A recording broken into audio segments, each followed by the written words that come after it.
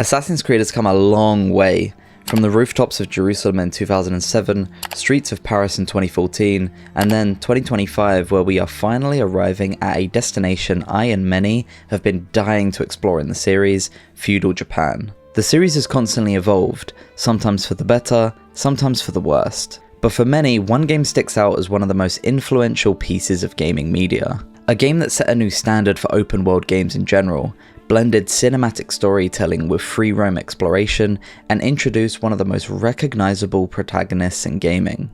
But let's be honest, time has not been the kindest to it, so let's have a little fun with the PC version of the game by attempting to renew it into the modern era. Textures, draw distance improvements, and bug fixes. This might be the most frustrating experience that I've ever had on this channel, as by default it's so broken and unplayable, with some of the strangest bugs that I've ever seen for a PC port of a game. So join me to see how deep this rabbit hole goes as we celebrate this amazing franchise and renew Assassin's Creed 2.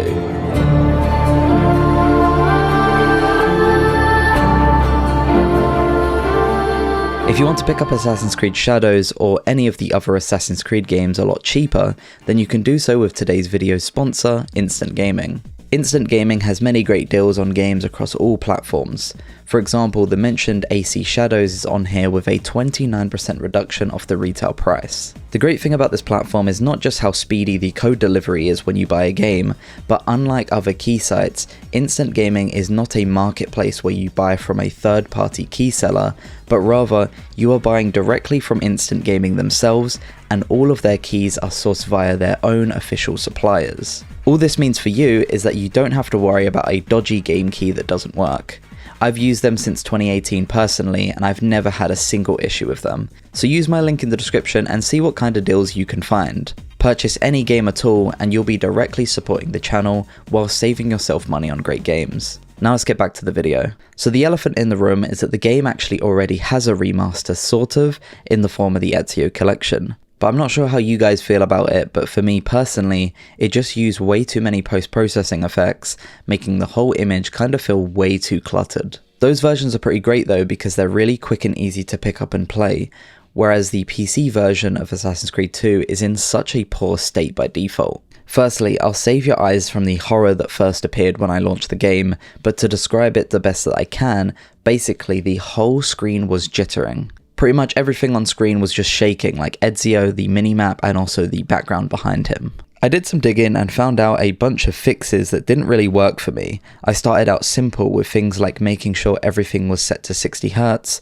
and then to more complex stuff like forcing the game to run only on 2 of your CPU cores. Apparently this is either an issue to do with VSync or G-Sync or any kind of adaptive sync like that, or it's an issue with the engine where it just didn't anticipate this many CPU cores on a modern system. None of these fixes were working for me until I stumbled upon a Reddit post, and then on that Reddit post, deep way down in the comments section, there was someone saying that they disabled the NVIDIA overlay and that caused it to fix the issue. And after disabling it, everything went back to normal. The only issue I had was because obviously I need to record this footage. If I use OBS and use the game capture feature, it would then do the same jittering bug. So I had to use display capture, but then display capture was not capturing my screen at all. It was just completely black. So what I had to do was set it to full screen windowed. But of course, the game does not let you do this. All you can do in the game is have exclusive full screen or nothing at all. So you have to do some workarounds in order to get borderless full screen to work. I'm really kicking myself that I did not find this earlier in the journey, but basically using Special K does a terrific job at cleaning up any frame pacing or VIR issues, as well as letting you use borderless windowed as well. At first I was using some janky solution like using DX window to put it in windowed mode, and then borderless gaming to make that borderless. But Special K not only just does it all for you with a literal single click, but also, like I mentioned, just seemingly fixed all of the frame pacing issues I was having as well with the locked frame rate. And talking about that locked frame rate, what I mean is the game is by default hard locked to 60 FPS. But apparently this hard-coded 60 FPS is pretty poor on Ubisoft's part, and it's apparently a cause for a lot of the issues. So I pretty much just let Special K do its thing, and instantly everything was a lot nicer to work with. It's funny whenever I make a video like this because all you're really seeing here is the little bumps along the road and the solutions like they were easy to find, but behind the scenes I was going absolutely crazy, and getting this game stable and running on my specific machine with OBS recording at least took me 3 hours. With all of that hassle out of the way though, let's take a look at the modding scene of the game to see how we can renew this title further. First of all, EaglePatch is an ASI plugin that fixes a great deal of issues with the game. Most notably though, it allows you to increase the draw distance and improve the shadow resolution, so let's take a look at that first. Firstly, the draw distance one helps out tremendously. You can see side by side here just how awful they were before this patch was installed. I don't blame the game for having low draw distance because it's pretty dated at this point, but having this extended draw distance is amazing, especially when you're doing these lookout points and looking across the entire city. It's not only buildings as well, NPCs and flags should also show up at a further distance. Now taking a look at the shadow resolution of the game, the default is at 1024, and this is pretty jaggy as you can see here. There's almost like a pixelated effect around the edges here, and it just does not look up to today's standards. The patch increases this to 4096, and as you can see that smooths them out so much. They're way nicer to look at now and a lot smoother and realistic. If you're looking to replay the game or play it for the first time, I think most would agree that this is an absolute must. Major kudos to the devs here for creating such a quick and easy way to fix many of the issues that are plaguing this port. This patch is just a godsend, to be honest. There's an INI file as well where you can configure some of the settings. You can also enable PS3 button prompts if you're on a PS3 controller and would like that, but what I chose to do was to download some Xbox Ones instead. By default, the game does have Xbox colored buttons, but they have weird icons in the middle of them instead of the Xbox button prompts. I never really understood why this game has this over just having Xbox buttons like every other PC port does. But nonetheless, installing this is a simple drag and drop, and they look pretty nice as well. Coming away from subtle changes, I tried to do something about revamping these textures a little bit. Assassin's Creed 2 Overhaul Mod does a pretty good job at doing just that, but it does adjust the color palette of the game ever so slightly, so if you want to stay true to the original look, then this mod isn't really for you. I personally don't like the increase in vibrancy that it gives, but I cannot deny that some of these before and afters here are stunning. The only one texture I really don't like is the roof tiles. They just become so bright and colourful compared to the muted originals. This was kind of where I saw a trend in the AC2 mods. Both texture mods and also reshade presets tend to remove the colour palette or dullness of the original in favour of more vibrant and true colours. Whilst I don't think this is a bad thing, I have a firm belief that the creative decisions on the colour palette and tone matter a lot to tell the story of the world. And for this game specifically, that muted colour palette helps tremendously in telling its emotional story. What is amazing about this texture pack though is the added bump maps on some of the wall textures, and this goes a long way to add that extra needed detail and also really makes the game pop a lot more than it did before. The new facial textures are pretty nice as well, but some can be hit or miss. Some of these just make the characters look a lot older than they should be. I also found a great way to install all of these mods with a click of a button through the Ezio Trilogy Remastered Community Edition. This has a user-friendly launcher that helps you install all of the popular mods that we've explored so far, like the EaglePatch, this Overhaul texture pack, and also a reshade preset. All of these can be toggled on or off, and I do recommend turning the reshade one off. It's one of those reshade presets that just makes everything too contrasty, over-sharpened and vibrant, so I much prefer the base game look, but if you like it, then keep it on. I would recommend that if you want to give the game a little lift instead,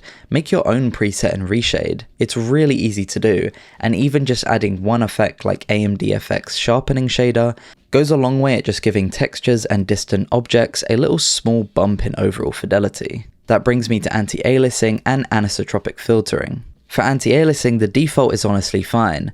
If you really care, I think turning it off and adding something through reshade might look better, but I don't think it's worth it. To my surprise though, anisotropic filtering is not here at all, and it's really noticeable when you look at the blurry floor textures, especially as they get further away. Forcing it to 16 times through the Nvidia or AMD control panel is really easy and makes a night and day difference. Besides the visual stuff, I wanted to try getting more than 60 FPS so that I could take advantage of my high refresh rate monitor. But unfortunately, the only way to do this without breaking the game is lossless scaling. And the only reason that is unfortunate is because it's not native, but lossless scaling is actually an amazing program that does an amazing job at frame generation. I've been using this program more and more as of late, and it's a godsend for things like this. Say what you will about frame gen, but for $5 you can't beat doubling a 460 FPS cap to 120 FPS in a single click. You don't really ever go crazy high speeds in this game either, so the motion is kept pretty low.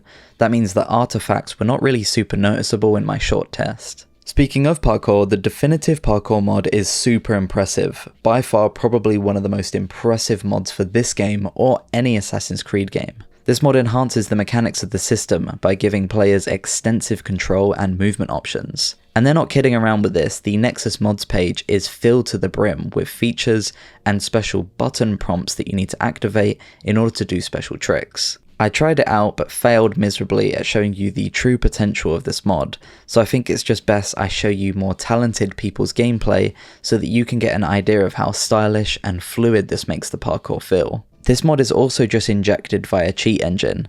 I've never seen a cheat engine mod be this extensive before. The best part I found about this mod was getting rid of that stupid stumble and slowdown that Ezio does sometimes.